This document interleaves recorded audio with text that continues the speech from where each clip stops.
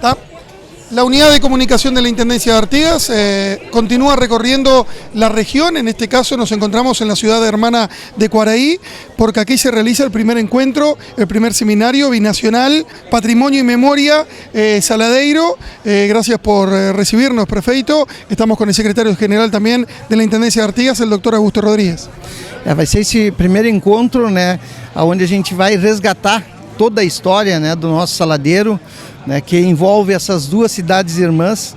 A história nos mostra, né, o papel importante que teve o Saladeiro, não só na cultura, mas na parte econômica, né, das duas cidades.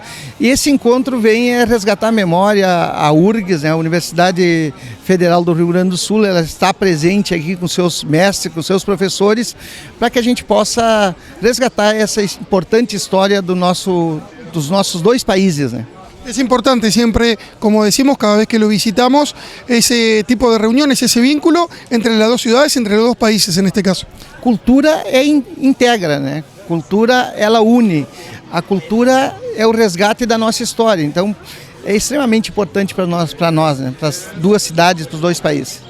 Doctor, me imagino usted como pez en el agua, es el tema que a usted le gusta, la cultura, la historia, y más cuando es de dos países hermanos y dos ciudades principalmente que se quieren mucho.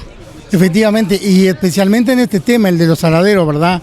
Tal cual decía el señor Prefecto, esto es recoger la herencia cultural de esta frontera vertebrada por el río Cuarén, y especialmente en el tema de los saladeros. El siglo XIX, en su segunda mitad y comienzo del siglo XX, toda esta zona, desde Barra de Quaraí hasta acá, constituyó una verdadera romería económica y, como él señalaba muy bien, también de carácter social y cultural. ¿Por qué? Porque acá se instalan una serie de industrias saladeriles que en definitiva eran en muchos de ellos capitales uruguayos que a los efectos de soslayar la carga tributaria se instalaban en estos lugares. Desde el año 1887, que fue el primero de Hipólito Leza, en lo que fue el saladero Barrado o saladero de Barra de Quaraí, pasando por Quaraí en el año 1894 con la instalación de una de las industrias más significativas de comienzo del siglo XX, como lo fue el saladero Nuevo Quaraí, que fue fundado con capital de Pedro Cluzet y de dos uruguayos, José y Antonio Guerra, y luego ya incorporado al siglo XX, en el año 1911, la fundación del Saladero San Carlos, que estaba íntimamente vinculado con lo que era por entonces la Villa San Eugenio y después Ciudad de Artigas, a través de un aerocarril que permitía llevar el producto del tasajo que aquí se elaboraba a la terminal ferroviaria de Artigas y de ahí a los mercados, que eran el norte de Brasil y Cuba. Y toda esta instancia saladeril, toda esta instancia de esta industria que llegó un momento, por ejemplo el saladero Nuevo Quaraí, fue una de las 10 industrias más importantes de Río Grande en el marco de lo que se llamó el sistema platino, que eran los saladeros instalados precisamente en Río Grande.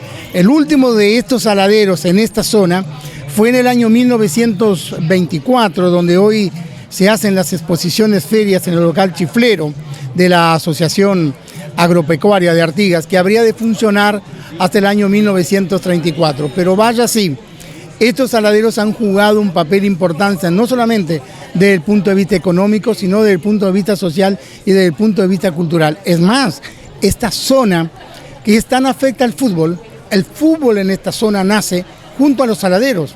En el año 1902 hasta el año 1908 adquiere como empresarios la titularidad del saladero Nuevo Quaraí, ni más ni menos que George Dickinson, que tenía 5 hijos, grandes jugadores de fútbol, conocedores de las reglas en Suiza y en Inglaterra, que fueron los primeros en promover en esta zona la práctica de fútbol, a tal punto que 2 de ellos integraron la selección argentina en aquel primer partido del año 1902 con los uruguayos.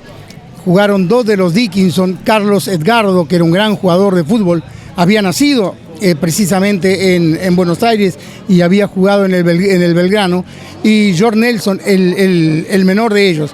Y uno de los goles, el primero a la selección uruguaya, lo hizo precisamente Dickinson, que después van a promover el fútbol en un departamento cercano, Salto, y por eso el estadio municipal de Salto recoge el nombre de Ernesto Dickinson, que era otro de los hermanos.